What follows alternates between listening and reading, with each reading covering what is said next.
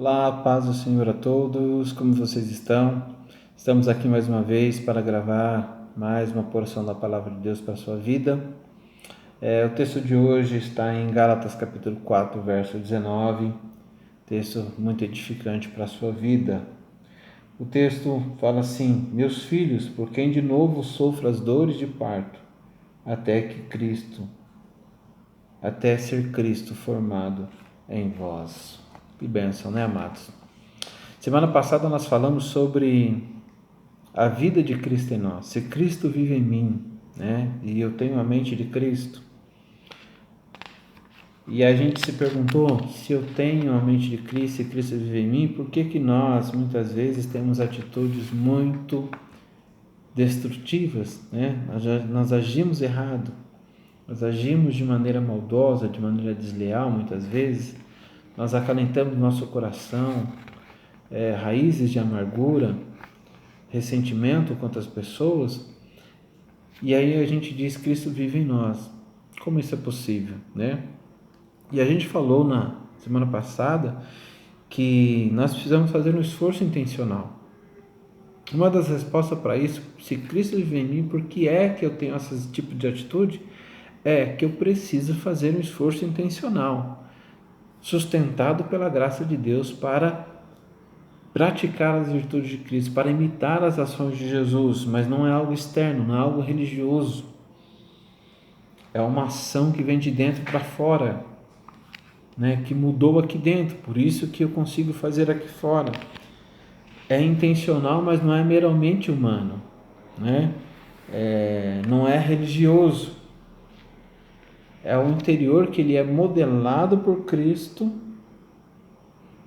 e que, uma vez modelado por Cristo, ou em modelação, em remodelação por Cristo, as nossas ações aqui fora vão coincidir com o que de fato está acontecendo aqui dentro de nós. Porque muitas vezes nós até tentamos, no nosso mero esforço, fazer as coisas, mas aí é só religiosidade, né? Como eu disse, ajudar alguém ou estender a mão são motivações erradas, muitas vezes motivações para ostentar ou apenas um peso, porque eu preciso fazer, e aí é religiosidade.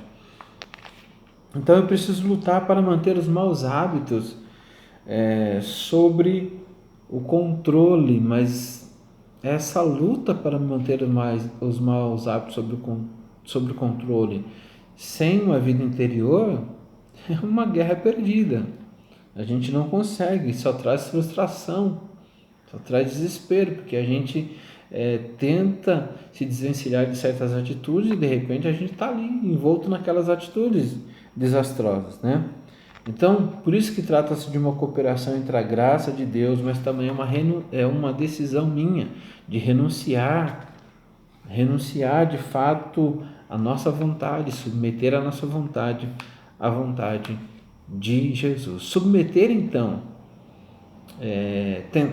tentar imitar as virtudes de Cristo, ou tentar imitar a Cristo, sem essa realidade interior, ou sem esse poder em nós, esse poder de Deus, da graça de Deus, para nos mover em relação a isso, a gente não consegue, a gente fica frustrado e a gente não cresce. Sem Cristo em nós, essas virtudes, elas ficam vazias, elas ficam desprovidas de sentido, de valor, e elas precisam ser frutos de um interior que está em constante mudança e transformação. Nós falamos isso semana passada, que há um trabalhar de Deus sim para nós nos parecermos com Jesus, mas de fato há também, e é preciso, um esforço intencional para que nós possamos ser parecidos com Jesus. Outro ponto interessante é esse texto que nós lemos de Paulo, né? Porque essa é uma segunda resposta para aquela pergunta: por que se Cristo vive em mim, por que é que eu tenho atitudes destrutivas, né? Difíceis? Primeiro, porque eu preciso fazer esforço intencional para se parecer com Jesus. Segundo, é porque muitas vezes Cristo não está plenamente formado em nós, ou seja, nós não alcançamos de fato uma maturidade, na nossa vida cristã, ou Cristo de fato não preencheu de fato todas as lacunas da nossa vida. E é isso que Paulo vai falar aqui, porque quando ele escreve aos Gálatas, ele escreve uma carta muito bravo. Por quê? Porque aquelas pessoas que tinham conhecido a Jesus, experimentado a graça de Jesus, experimentado os dons, já estavam caminhando bem, elas começaram a dar ouvidos aos judeus legalistas que entraram na igreja e começaram a dizer: não, vocês estão errados, não é dessa forma, tem que voltar para a circuncisão, tem que praticar a lei judaica e tudo mais. E esses homens, esses irmãos começaram então a dar as costas para o evangelho da graça e então voltar atrás. E aí Paulo diz: espera aí, vocês iam tão bem, vocês estavam correndo tão bem, quem que vos convenceu a tão depressa assim deixar o evangelho da graça e voltar para o legalismo, né? Quem é que fez isso com vocês? Então Paulo começa de novo reconduzir essas pessoas para o evangelho da graça, reconduzir essas pessoas para Jesus. Por isso que ele está dizendo: por quem eu de novo sofro as dores de parto, ou seja, a dor de estabelecer alguém em Cristo, de ganhar alguém para Jesus Cristo, de discipular alguém, de fato treinar alguém, de cuidar alguém, de alguém estabelecer essa pessoa em Cristo. É um parto, como eu disse em outras mensagens, o discípulo dá trabalho, é trabalhoso ser discípulo, né? E é muito mais trabalhoso fazer discípulos. Então, Paulo está dizendo: eu sinto essas dores de parto, porque de novo eu tenho que reconduzi-los a Jesus, de novo eu tenho que estabelecê-los em Cristo, de novo eu tenho que fundamentá-los na graça, no evangelho da graça. Por quê? Por que eles tão rápido começaram a sair do evangelho da graça e começaram a cair e voltar nas suas práticas antigas? Porque é o que Paulo está dizendo: até que Cristo seja formado em vós. Ou seja, Cristo ainda não tinha, eles não haviam ainda dado lugar, não haviam crescido nas virtudes de Cristo, não deixaram Jesus incorporar todas as suas vidas. Por isso que muitos cristãos, eles com dificuldades, eles começam a fazer coisas que não tem nada a ver com o evangelho, com Cristo. Quando alguém tira eles do sério, eles também fazem coisas que não tem nada a ver com as ações de Cristo.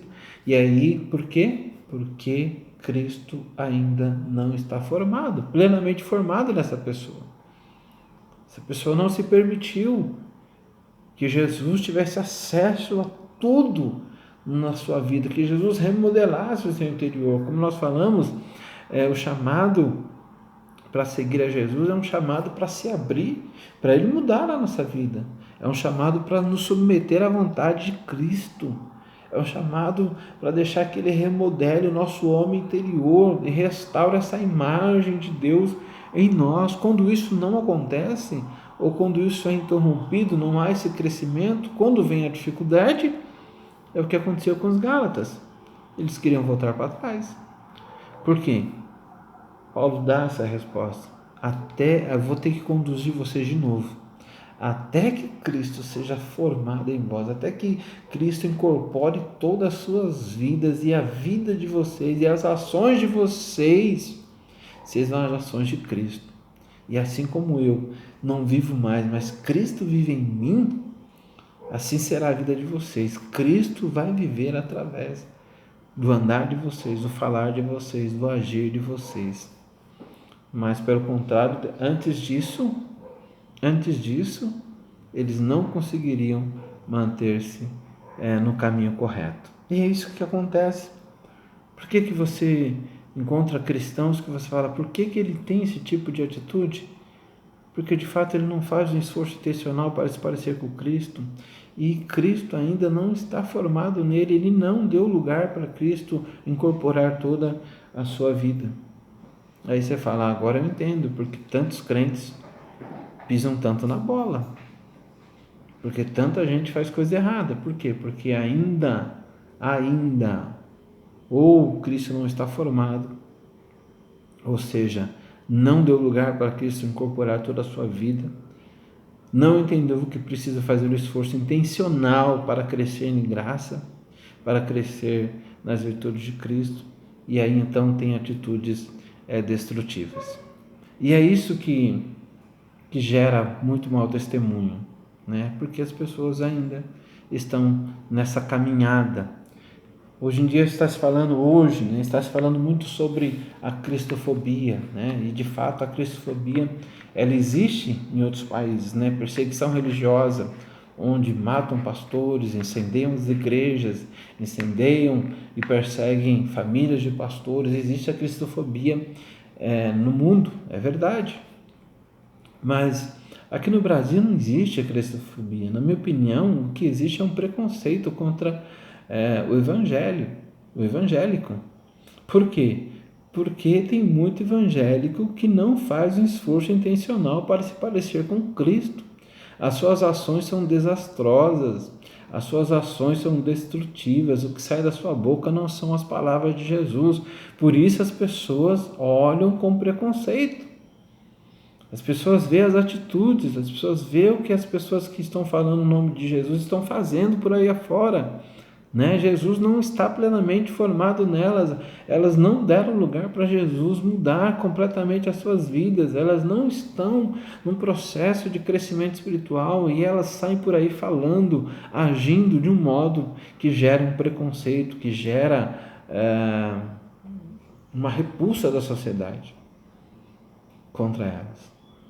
É isso que tem gerado, né, esse preconceito. Hoje o nome evangélico, evangélico está associado a usar a Bíblia para fazer discurso de ódio. Você vê pessoas usando a Bíblia, dizendo ser cristãos, fazendo discurso de ódio contra A, B, contra grupo A, contra grupo B. Você vê o nome evangélico sendo associado a uma coisa de fazer as pessoas mudarem por força de lei, como se a lei pudesse mudar coisas que estão no interior. Não tem como. Não existe isso. A mudança é de dentro para fora, né? Hoje o nome evangélico está atrelado a isso, está atrelado a impor uma coisa, a impor um padrão que nós temos, impor para os outros por força de lei. Por quê? Porque os evangélicos acham hoje que estão no poder, eles acham que governam, mas Deus não nos chamou para governar, Deus não nos chamou para impor sobre ninguém, sobre força de lei, mudança, porque não existe isso. Deus nos chamou para pregar o evangelho da paz, do amor, o estender a mão e atrair as pessoas a Cristo, atrair as pessoas à misericórdia de Cristo, atrair as pessoas ao amor de Cristo, atrair as pessoas à bondade de Cristo e não fazer discurso de ódio. Com discurso de ódio ninguém ganha ninguém para Cristo e ninguém muda ninguém também com discurso de ódio. Então é isso que é difícil, né? É isso que gera esse preconceito. Algum tempo atrás eu vi as pessoas falando muito sobre as armas e muitos cristãos dizendo: não, é direito nosso, nós temos que ter as armas. Então o nome evangélico está ligado a isso, as armas agora, né? A legalização, a liberação das armas. Os mais jovens podem achar que isso resolve alguma coisa, mas eu sou de uma época em que ter arma só trazia desgraça. Só trazia desgraça às pessoas, porque alguém era fechado no trânsito, saía do carro com a arma e dava tiro. O marido brigava com a esposa porque tem arma em casa, tá fácil, pegava a arma e dava tiro. A criança, porque sabia onde o pai guardava a arma, pegava a arma e fazia uma tragédia. Então, meus amados,